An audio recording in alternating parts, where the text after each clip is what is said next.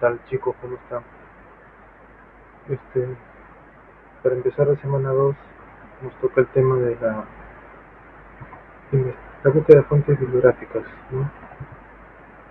Este es un tema importante que no solamente les va a acompañar en este curso, ¿no? Sino creo que es necesario que aprendan bien porque les va a ser útil para que puedan desarrollarlo en los trabajos a lo largo de toda su carrera, ¿no? Como estamos en el primer ciclo, estamos hablando pues de investigaciones básicas, ¿no? Introductorias, ensayos, ¿no? Más adelante también lo voy a ir explicando, ¿no? Nuestro ensayo pues de este primer ciclo se trata de más que todo un ensayo explicativo, descriptivo, ¿no? No tanto va a ser un texto o un ensayo argumentativo. No obstante, y obviamente, como ustedes ya deben estar infiriendo, debe estar respaldado por el adecuado y la suficiente cantidad de fuentes académicas, ¿no? Ahora bien, desde ya les comento que en nuestro curso de taller se requiere un mínimo de fuentes académicas que el alumno incorpore en su texto final. Eso va a depender primero del tema, de la estructura que ustedes van a ir desarrollando, ¿no? Básicamente la investigación que utiliza fuentes de información, estaríamos hablando pues de la investigación bibliográfica, ¿no? Aquella que usa fuentes de información, fuentes bibliográficas, la que en nuestro trabajo vamos a citar correspondientemente en nuestra bibliografía, ¿no? Ya sabemos que la bibliografía es esa lista de libros, de fuentes que van en la parte al final del trabajo, ¿no? Porque hay otro tipo de citado que vamos a ir, tenemos una clase de eso, que es el que ustedes colocan dentro del texto, ¿no? Entonces, las referencias textuales, las referencias bibliográficas, referencias, digamos así.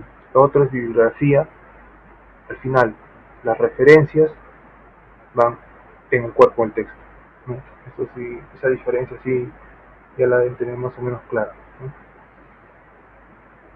La idea pues que tienen que tener claro aquí es que para cualquier investigación las fuentes de información resultan pues imprescindibles, ¿no? Algo interesante acá, ¿no? En la última idea, ¿no? En la tercera, dice: las fuentes de información resultan recursos imprescindibles, pero ¿por qué? Porque brindan al autor datos, evidencias, argumentos y sobre todo confrontación de pareceres con los que podrá elaborar su propia respuesta, ¿no? O sea, algo importante de las fuentes académicas es que ustedes van a través de la incorporación de fuentes o de citas, es que ustedes van a traer otras voces a su propio texto. ¿A qué me refiero pues con otras voces? Me refiero a otras ideas, a otros aportes, a otras interpretaciones, evidentemente de otros autores, pero no cualquier autor, ¿no? Se trata evidentemente de que ustedes incorporen a su investigación ideas de autores que hayan investigado sobre ese tema del que ustedes están tratando, averiguando, ¿no? Y así por supuesto, van a enriquecer el tema, pues, y lo van a volver algo más valioso, más completo sobre todo, ¿no? Ahora, la primera idea sobre esto: tienen que ser autores, evidentemente, que sepan del campo, ¿no? O sea, sean expertos en ese campo, ¿no? ¿A qué me refiero? Por ejemplo, más o menos viene por ahí. ¿A qué me refiero? Por ejemplo, ahí como pongo ahí, ¿no? Si ustedes están realizando una investigación sobre derecho, ¿no? Derecho ambiental, ¿no? O derechos humanos, ¿no? Por ejemplo, no van a citar, por ejemplo, la opinión, no sé, la opinión de Francisco Lombardi, ¿no? El director de cine peruano, ¿no? ¿Por qué creen que no sería relevante su opinión ahí? A pesar que es conocida, ¿no? ¿Por qué? Porque no es experto en el campo del derecho. ¿no? Me dejo entender. La idea es que en cada tema, o en una investigación de cada tema específico, se citen aportes de expertos en ese campo, ¿no? Obviamente. Uno no va a estar citando, a pesar de que sea, digamos, conocido, alguien reputado, o sea, un científico social, pero no es correspondiente a ese campo del saber, ¿no? Tiene que ir de la mano, ¿no? Por eso yo pongo ahí, si estás hablando de crítica literaria, probablemente sí puedas citar a Vargas Llosa, pero si estás reflexionando sobre algo de violencia contra la mujer, probablemente no sería adecuado citarlo a él, ¿no? Tendrías que citar a alguna abogada especialista en género, ¿no? De repente ahora Rocío Silva Santisteban, que ahora es congresista, ¿no? Está de género, es profesor en la Católica, ¿no? Alguien así, ¿no? Más o menos por ahí va la idea. Ya, ahora otra segunda idea. ¿Por qué debemos citar a otros autores que sean expertos en el campo del que nosotros estamos investigando? Porque evidentemente nosotros somos, y me incluyo, investigadores noveles, ¿no? Primerizos, novatos, ¿no? Juniors, si quieren llamarlo, en ese campo que recién estamos tratando de averiguar, ¿no? Estamos dando recién nuestros primeros pasos en esa investigación, y ustedes más todavía que recién están entrando a la universidad, considérense recién aprendices, pero no por ello ingenuos, ¿no? Por eso, un investigador principiante, pero inteligente, cita a otros investigadores, ¿no? Incluye dentro de su investigación aportes de otros autores. ¿Por qué? Porque de esa forma le va a dar el respaldo suficiente a su investigación, le va a dar, como se dice, cuerpo, le va a dar mayor densidad, le va a enriquecer su trabajo.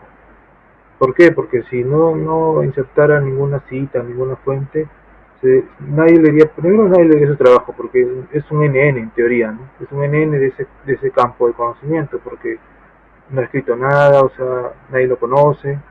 Entonces, sus ideas por sí mismas, en teoría, entre comillas, no cuentan, porque no, como se dice coloquialmente, no le ganaba a nadie, en primer lugar.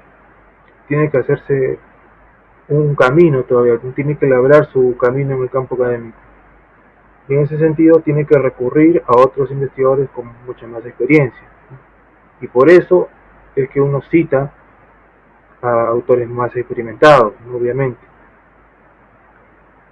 Y así uno, cuando va poco a poco eh, con su carrera, ¿no? Va siguiendo sus estudios y va siguiendo así citando. Yo también, a pesar de que ya me voy especializando, por ejemplo, en un campo, que es los estudios sociales del deporte, igual sigo citando a referentes mucho mayores que yo, que tienen más años de experiencia, o sea, uno nunca deja de aprender, ¿no? Esa también es otra idea interesante. Y siempre va a tener alguien que sepa más de ese tema que tú, siempre vas a aprender algo de alguien, ¿no? Siempre va a haber alguien más viejo que tú, que sabe más que tú, que ha estudiado más que tú, que ha vivido antes que tú, mientras todavía nos encontramos en el ámbito universitario, tanto ustedes como yo, ¿no? Porque sí les comenté que todavía yo estoy haciendo mi tesis de doctorado, ¿no? Así que yo todavía soy un alumno, también estoy aprendiendo con ustedes, y también estoy citando y sigo citando, ¿no? Bueno, la cuestión es esa, ¿no? Que tenemos que siempre citar, y no por el hecho de citar es que vayan a pensar que no sabemos nada, que no, siempre citar es importante, pero también está la otra cara de la moneda, ¿no? Que también siempre lo recalco. No por ello vamos a llenar nuestro trabajo o nuestro ensayo de una colección de citas, ¿no? Ahí está, digamos, el equilibrio que tenemos que tener como investigadores, ¿no? Como ya académicos que ya somos, ustedes y yo, encontrar ese balance, ¿no? Por ejemplo, y acá les voy dando un consejo, ¿no? Una página por lo general tiene, ¿cuántos? 2 párrafos, 3 párrafos. Y les había dicho que un párrafo puede tener entre 10 líneas y máximo 15 líneas, ¿no? No es necesario, por ejemplo, que en un nivel, de repente no un nivel cachimo, pero un nivel ya de repente facultad, que en cada párrafo se ponga una cita textual. Pero en como recién estamos a aprender a redactar, pueden ayudarse y tener ese criterio, ¿no? Podrían insertar, ayudarse con una cita en un párrafo, podrían ser, por ejemplo, tener esa media. Pero en un párrafo, por ejemplo, no van a estar llenando de 4 citas, 3 citas en un solo párrafo, porque un párrafo máximo tiene 15 líneas. ¿Se imaginan tener un párrafo lleno de citas? Porque me ha pasado, yo les comento eso, que un párrafo, solamente un párrafo de 15 líneas, está constituido solamente por citas textuales. O sea, la cita literal, 3 líneas. Viene otra cita de otro autor, o el mismo autor incluso, ¿no? Es como si fuera 3 citas seguidas. Una cita, conector, cita, conector, cita.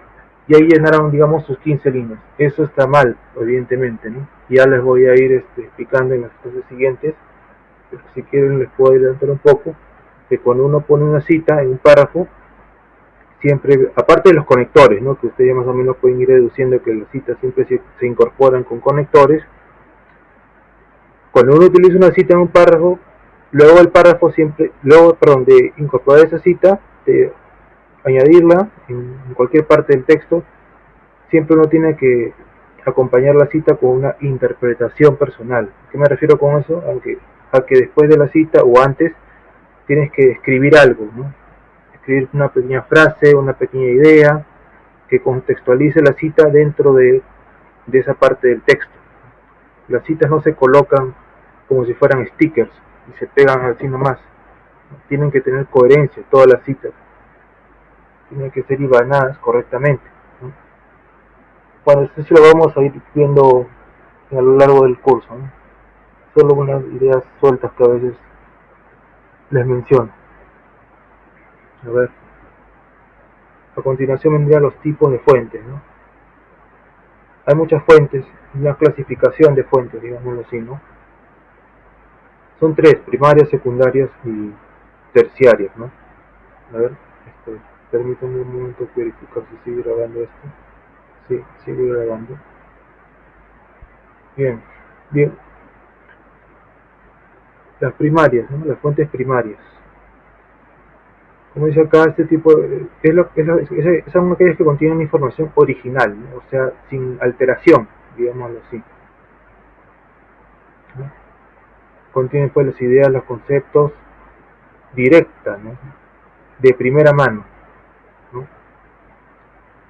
Pónganse a pensar a ver qué podría ser, ¿no? Ahí está hay algunos ejemplos, ¿no? Libros, pero libros también hay libros que son fuentes secundarias. Ahora voy a poner los ejemplos respectivos, ¿no?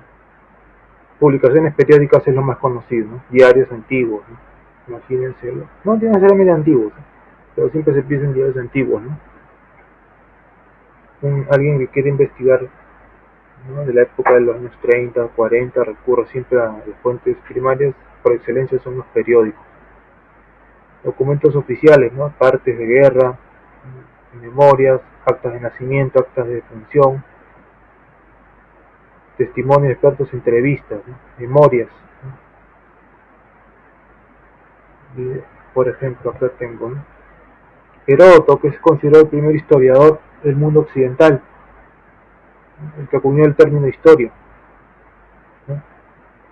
Según Heródoto, historia era indagación, ¿no? Indagación en el pasado, eso decía Heródoto, ¿no? Un gran libro de historia. ¿Por qué es una fuente de primera mano? Porque Heródoto no recurre a ninguna fuente, o sea, no cita a nadie, es solamente una recopilación de él contando hechos del pasado, en primera persona,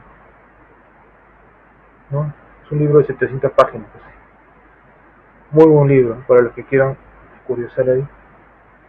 Otro ejemplo, por ejemplo, ahí he puesto Guerra con Chile, partes oficiales del ejército peruano. Obviamente son una fuente primaria, ¿no? Y diarios o memorias, campaña del ejército boliviano, porque son testimonios prácticamente, podría decirse, ¿no?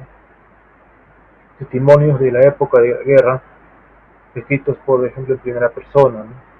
No recurriendo a nadie más ni a otra fuente que más que a la memoria histórica, a la memoria personal. Acá tengo un ejemplo de lo que sería el tema de documentos institucionales, ¿no? Memoria de la Junta Departamental del Procesado de Lima. Y acá ve, por ejemplo, el índice que se refiere a descripciones de hechos, nada más. No recurren a ninguna cita. Tengo acá novelas, por ejemplo, ¿no? Si estás haciendo crítica literaria, ¿no? Tu fuente primaria es la propia novela, el documento original. Películas también, estás analizando una película, ¿no? El lenguaje audiovisual de la película en sí es la fuente primaria. Y los diarios, ¿no? Lo que les comentaba, ese tipo de cosas son fuentes primarias, ejemplos de fuentes primarias. De repente alguien, una fuente, por ejemplo, es un video de YouTube, por ejemplo, puede ser una fuente, un reportaje en televisión, todas esas cosas son fuentes también. Y en la guía PUC, no, también no he olvidado de colgar la guía PUC, la voy a colgar en Paideia, para que me acuerde. Está como citar, por ejemplo, un video de YouTube. Luego tenemos las fuentes secundarias, que se caracterizan porque son fuentes que han sido procesadas, ¿no? Ya han tenido un criterio de interpretación por alguien más, ¿no? Son, son, en realidad son, como pongo ahí, textos que otros investigadores han escrito o interpretado o analizado, y en base a ese análisis han escrito ya otro texto, ¿no? Son los libros que ustedes ya conocen por la universidad, no son los textos o artículos que les dejan leer tradicionalmente en la universidad, ¿no? Son análisis o interpretaciones de hechos o de fuentes primarias, básicamente eso, ¿no? Ya están sintetizados, reorganizados y les sirven a nosotros los investigadores para poder entender mejor a las fuentes primarias, podría decirse. Miren acá, algunos ejemplos. El de Marcial Rubio, el sistema jurídico, introducción al derecho.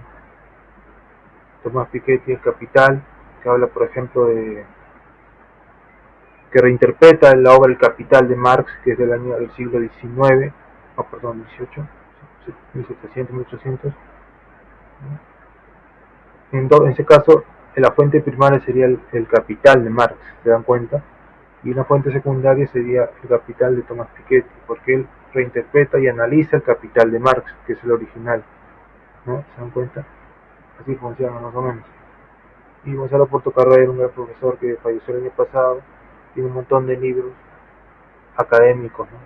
Él analiza un montón de cuestiones culturales y sociológicas del Perú, en base a muchas, citando o referenciando muchos investigadores, ¿no? Es un buen ejemplo de fuentes secundarias. Y otras son las conocidas revistas, artículos en revistas académicas, porque cuando ustedes descargan artículos, ¿no? Que están en internet, esos artículos salen publicados también en realidad en revistas físicas, ¿no? Y se compilan así en revistas, y también son, pues, evidentemente, tenemos una rigurosidad académica muy válida, ¿no? Está la revista de Derecho PUC, hay revista de comunicaciones, y esta es una de mis favoritas, el Open Society, que es una de las más reputadas en el campo del fútbol, ¿no? Que uno de mis objetivos académicos es publicar ahí. En el futuro probablemente ojalá pueda publicar ahí en un capítulo de mi tesis.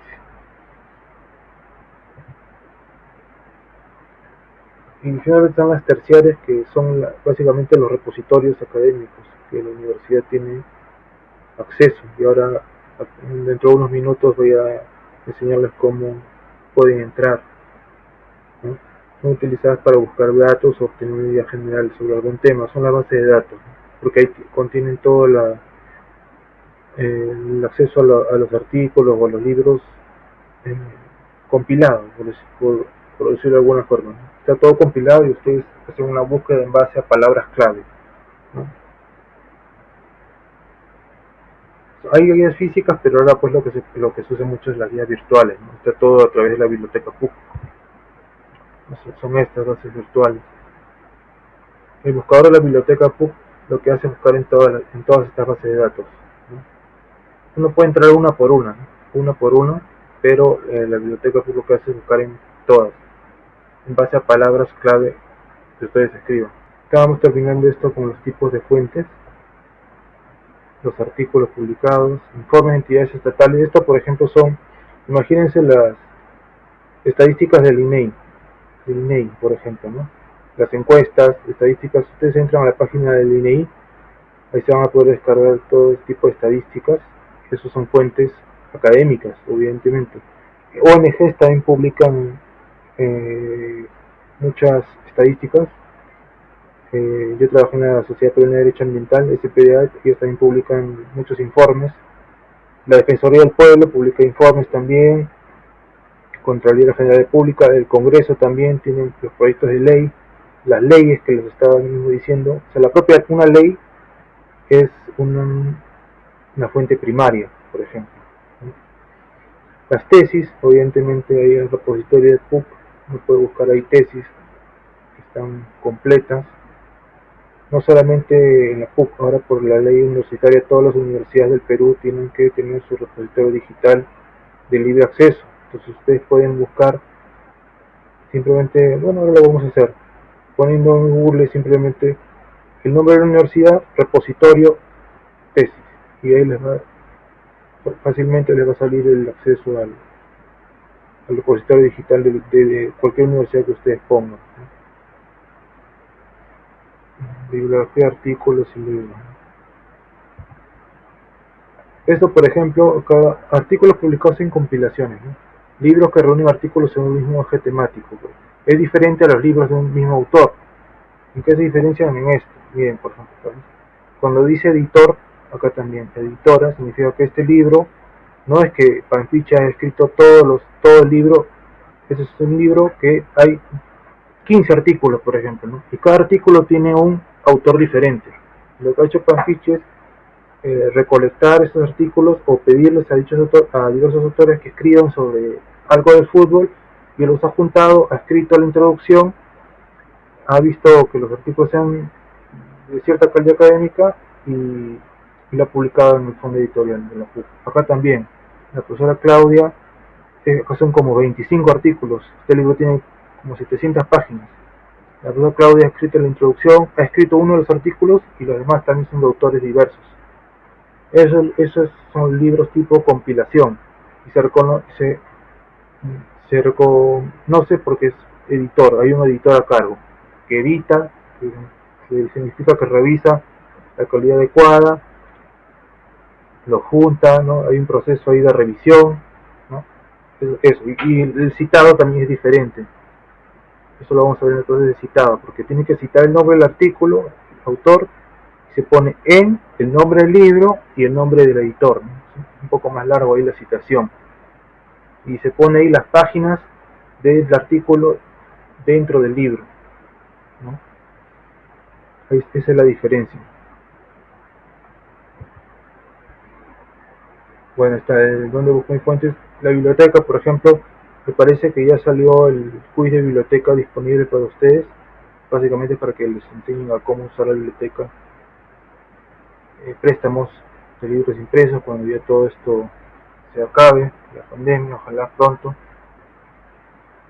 Ahora, dentro de unos minutos, les voy a explicar cómo acceder a la base de datos en línea desde su casa. Y recomendaciones de expertos es entrevistas que pueden hacer, alguna consulta directamente de repente el profesor de la universidad por correo electrónico. Se trata de eso básicamente. Estos son algunos links que les enseño a buscar el catálogo en línea, pero mejor también yo se los voy a explicar por el Google académico, la base de datos, ¿no? Tienen que tener también en cuenta el tipo de fuente que elijan, ¿no? Mucho cuidado con el autor, quién es el autor, si es editor compilador, ¿no? Eso es lo que les está explicando. La calidad de la revista académica, quién la edita, si es una universidad, si es una ONG, qué editorial es, ¿no? Generalmente si una universidad es la que edita, o sea el fondo editorial de una universidad es más prestigiosa que si fuera una editorial no, no académica, no institucional. Pero también hay excepciones, ¿no? Por ejemplo, hay editoriales muy reconocidas como Siglo XXI, Jacal, que son tradicionalmente vinculadas a ámbitos académicos, ¿no? Pero por ejemplo hay otras editoriales que son más vinculadas a literatura, ¿no? Por ejemplo, de repente Planeta, ¿no? Alfaguara, ¿se dan cuenta? También hay mucho cuidado con el tema del año de la fuente que está publicado, ¿no?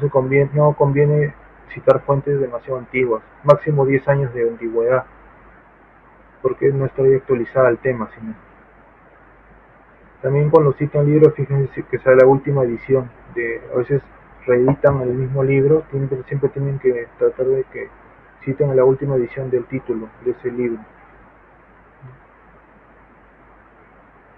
Básicamente esas recomendaciones.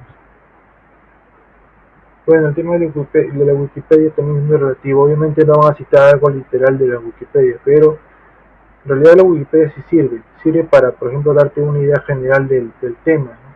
Porque bueno, la Wikipedia es como una suerte de resumen, como un pantallazo general, ¿no? Te muestra la panorámica. Yo también uso Wikipedia para más o menos datos específicos, fechas, y te puede dar una idea general, ¿no? Y a partir de ello ya puedes buscar tu bibliografía más específica, ¿no? De repente la Wikipedia te ayuda para descubrir los actores de un fenómeno social y a partir de ello ya tú haces tu propia búsqueda, ¿no?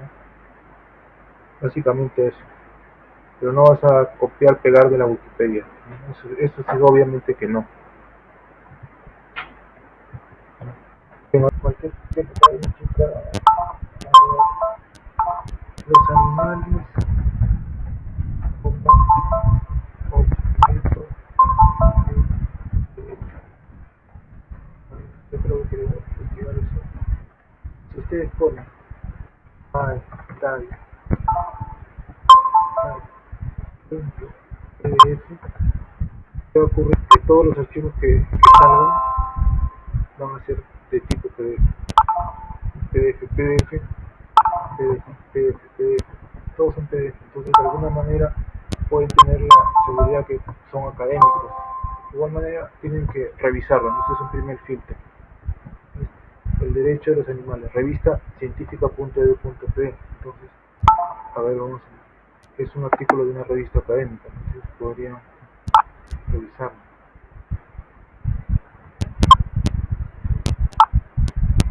Está descargado aquí, protección jurídica, animal,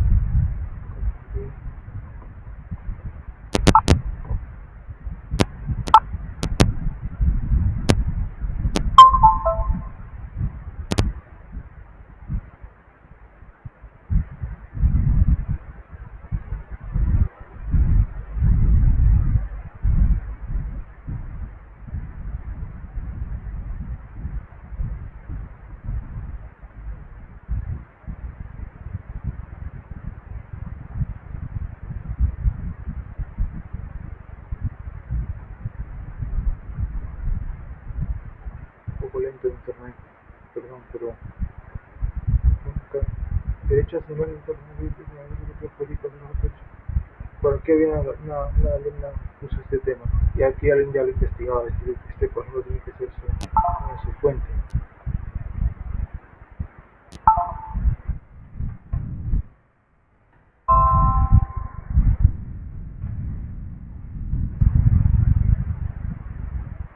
Hay una tesis, ¿se dan cuenta? Miren, acá,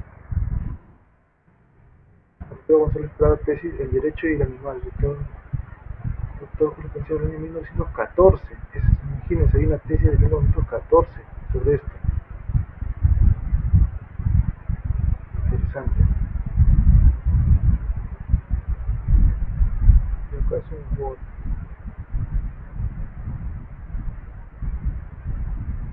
Bueno, voy a tratar de hacer esto en vivo mañana.